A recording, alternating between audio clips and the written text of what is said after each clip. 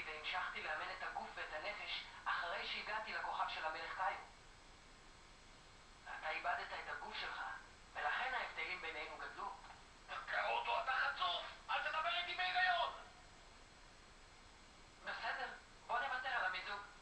אני בהחלט יכול להבין את הגאווה של לוחם סייח חזק כמוך.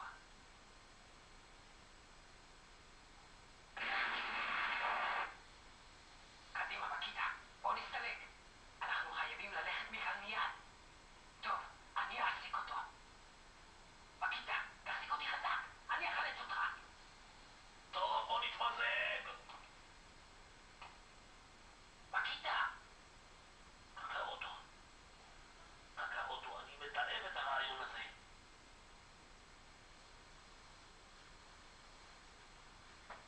אבל 10 זה כבר עדיף על הרחמים שאתה חש כלפיי,